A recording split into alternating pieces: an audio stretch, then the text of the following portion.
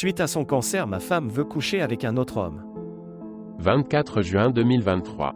Je suis profondément surpris par la demande de ma femme. Nous sommes mariés depuis 2001 et ensemble depuis 1999. Elle est la personne la plus intelligente, attentionnée, fidèle et aimante que je connaisse, et je me suis toujours senti privilégié de l'avoir rencontrée et épousée. Sa beauté est toujours renversante, et au fil des années, de nombreux hommes n'ont cessé de le lui dire, mais elle les a toujours repoussés. Plus tôt cette année, elle a reçu un diagnostic de cancer de l'utérus de stade 1 et a subi une hystérectomie complète.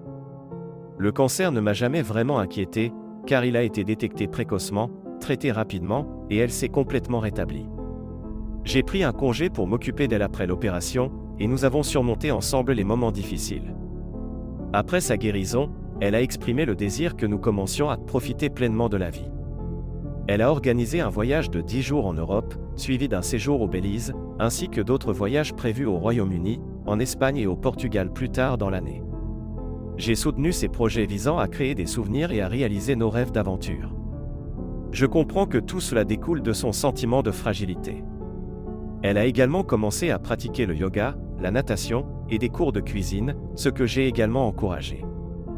Cependant, tout a changé la semaine dernière. Elle est rentrée du travail et m'a fait part de son désir d'avoir un laissez-passer. Elle veut pouvoir expérimenter une relation sexuelle avec quelqu'un d'autre que moi. Elle a expliqué que depuis le diagnostic de son cancer, sa vision de la vie a évolué, et elle ne veut pas être entravée dans ses désirs. Elle a mentionné qu'il y a un homme au travail qui l'a toujours attirée, et qu'il va quitter l'entreprise, ce qui représente selon elle l'opportunité parfaite de réaliser cela. Elle a ajouté que je pouvais dire non, mais que si c'était le cas, elle serait fâchée et déçue pendant une durée indéterminée, et que cela confirmerait ma toxicité masculine et mon insécurité.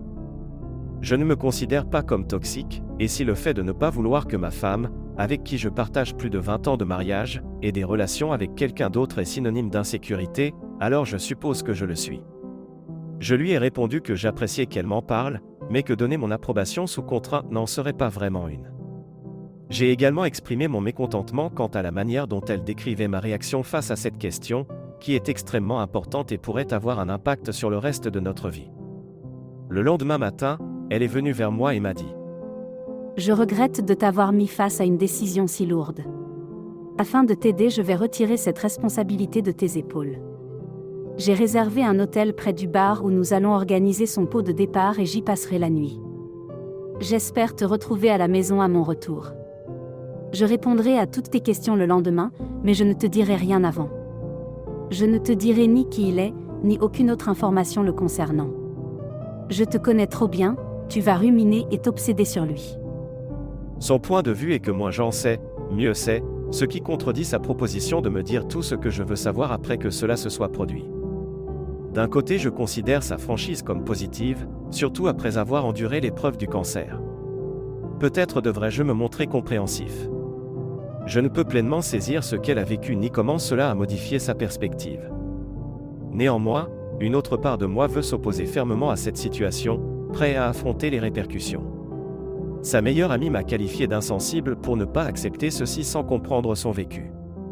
J'ai du mal à accepter qu'elle envisage de sacrifier nos 20 ans de mariage pour un type avec lequel elle n'a eu aucune relation en dehors du travail. Peut-être croit-elle que je ne mettrai pas en jeu notre union pour cette affaire. Je suis déchiré, oscillant entre empathie et colère. Je me demande qui est cet homme. Qu'a-t-il de particulier ? Pourquoi spécifiquement lui ? Est-il marié ? Sa conjointe est-elle au courant ? Suis-je injuste de refuser cette situation ? Quelles options me reste-t-il à part partir ? Commentaire le mieux noté du post par Bior Albitz. Je pense que c'est la nouvelle norme de votre mariage. Avec sa prise de conscience, elle veut revivre sa vie et elle va le faire, indépendamment de vos sentiments. Je pense qu'elle est plutôt égoïste et ne menace cela probablement que parce qu'elle pense que vous êtes résigné et que vous allez simplement l'accepter.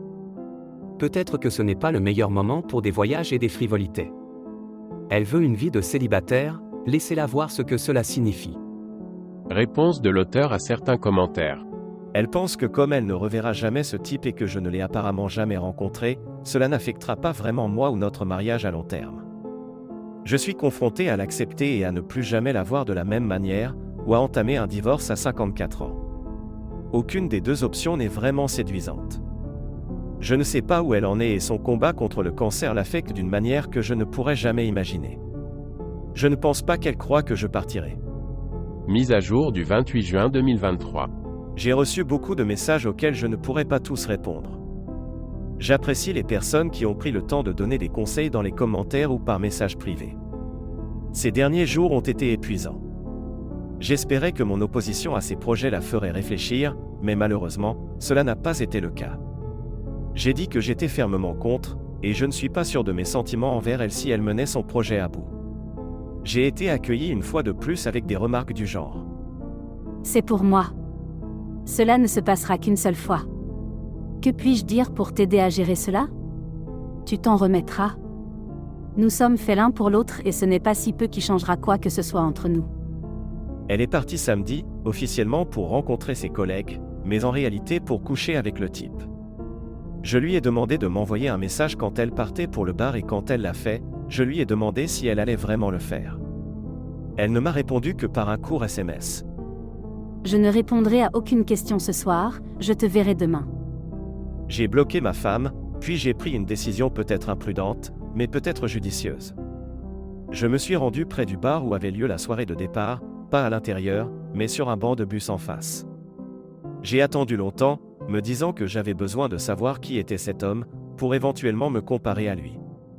Ne pas savoir qui il était et ce qu'il avait de si attirant pour quel risque notre mariage me rendait fou. Après une attente qui m'a semblé interminable, une collègue que j'avais déjà rencontrée est sortie du bar et a pris un taxi. Peu après, d'autres personnes ont commencé à sortir, puis un groupe au complet. Ils ont tous salué et serré la main d'un homme, que j'ai supposé être lui. Je n'ai pas vu ma femme et j'ai brièvement espéré qu'elle avait annulé. J'ai alors débloqué son numéro sur mon téléphone, mais malheureusement, il n'y avait aucun message. Tout le monde a dit au revoir et est parti. L'homme est resté dehors quelques minutes, puis ma femme est sortie. Elle a regardé autour d'elle, a pris sa main, et ils se sont éloignés ensemble. Parmi toutes les émotions ressenties, appréhension, tristesse, colère, c'est le dégoût qui prédominait. Ce type était petit, gros et chauve, tout l'opposé de moi. Finalement, je me suis senti mal, comme un voyeur à les observer de loin. Je les ai suivis jusqu'à ce qu'ils arrivent à l'hôtel, puis je suis rentré chez moi. Le dimanche matin, j'ai installé un verrou sur la porte de notre chambre, déplacé ses affaires dans la chambre d'amis, et laissé un mot lui demandant de chercher un autre logement dès que possible. J'ai consulté un ami avocat qui m'a donné de bons conseils et recommandé quelques spécialistes en divorce. Ma femme a commencé à m'appeler frénétiquement depuis environ 11 heures, et la seule satisfaction que j'ai eue en voyant ces messages était de savoir qu'elle commençait à s'inquiéter un peu de mon silence. Je ne voulais plus rentrer, mais mon départ précipité ne m'avait pas laissé le temps de prévoir un endroit où passer la nuit. Je suis rentré vers 21 h et, suivant les conseils de mon ami, j'ai enregistré notre conversation. J'étais à mi-chemin des escaliers quand elle est montée du salon en demandant. Qu'est-ce qui se passe? Pouvons-nous parler? Je croyais que nous étions d'accord. J'ai simplement indiqué que je ne souhaitais pas en parler ce soir et je suis allé me coucher. Après un moment de silence à la porte, elle a cessé d'insister. Je me sens quelque peu puéril de ne pas avoir engagé la conversation et de lui avoir littéralement fermé la porte au nez, mais je ne supportais pas l'idée de la voir. Lundi, en me préparant pour le travail, elle m'attendait pour discuter de la possibilité de retrouver une vie normale. J'ai répondu, « Tu as parfaitement réussi à parler à ma place toute cette semaine. Pourquoi ne pas continuer ainsi ?» Puis, je suis parti au travail. Je prévois de rencontrer les avocats recommandés par mon ami cette semaine. Commentaire principal de RJPONY01. J'espère simplement que vous avez choisi ce qui est le mieux pour vous.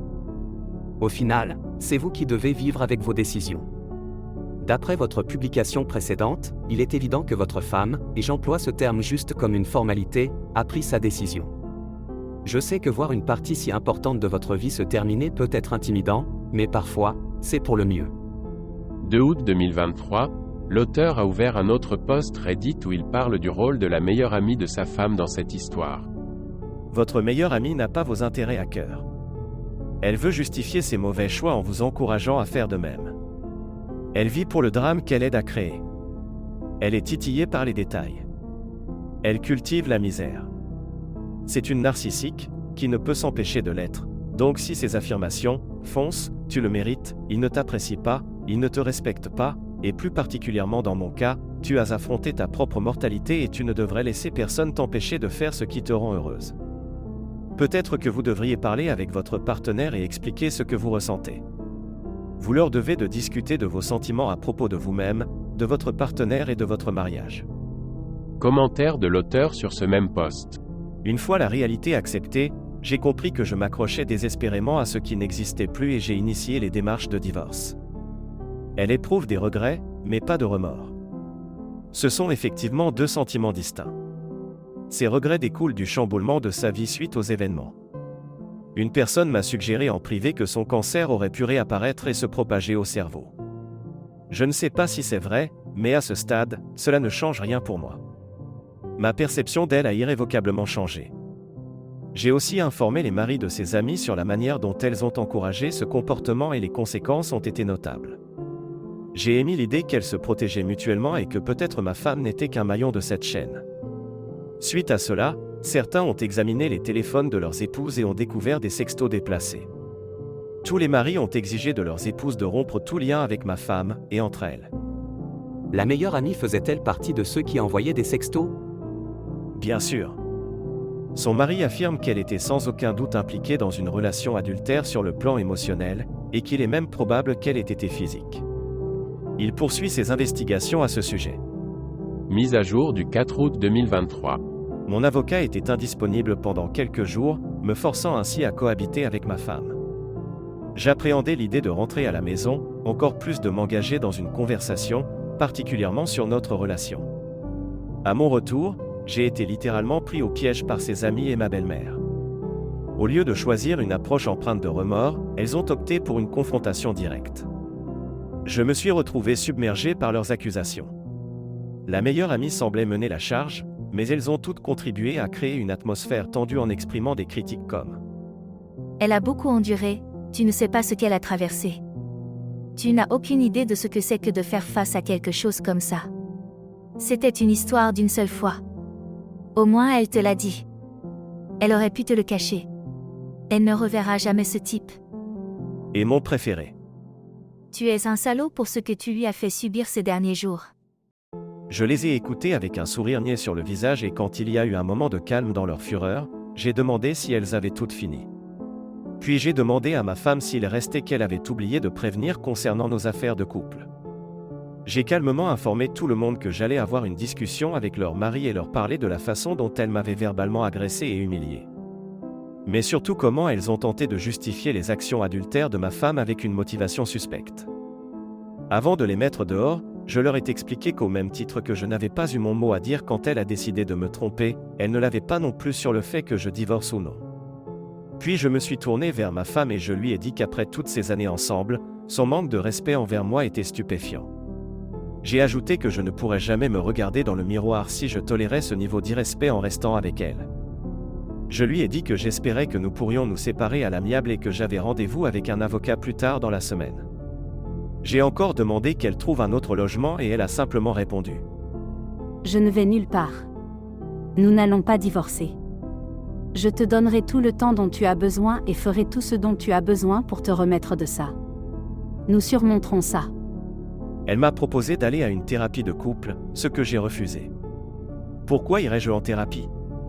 Je n'ai rien fait qui justifie d'avoir besoin des conseils d'un thérapeute. Je lui ai fait signifier une assignation et lui ai donné un avis d'expulsion, la maison est un bien antérieur à notre mariage. Elle a emménagé chez sa mère, mais je la trouve constamment en train de passer chez moi pour voir si j'ai besoin de quelque chose ou de faire des suggestions comme « Et si nous avions une relation ouverte seulement de ton côté ou des plans à trois ?» Ce qui semble assez désespéré et pathétique. Le fait de la tenir à distance et de la forcer à demander l'autorisation avant de venir semble finalement commencer à lui faire réaliser que notre relation n'a pas d'avenir. Elle a menacé de prolonger le divorce autant que possible, mais jusqu'à maintenant, elle s'est montrée plutôt coopérative. Le plus difficile dans tout cela a été d'expliquer à ma fille que nous divorçons et pourquoi. Cela a été très dur d'entendre ses supplications pour que je redonne une chance à sa mère. Je doute que l'on m'ait accordé autant de compréhension si les rôles avaient été inversés. Commentaire de l'auteur sur sa fille. Je pense que c'était juste une réaction instinctive. Au fil des semaines, Et plus elle comprend ce qui s'est passé, plus elle est irritée contre sa mère. Sur sa femme. J'aimais ma femme. Moi, ainsi que d'autres, la trouvions magnifique, elle ressemble à Linda Carter.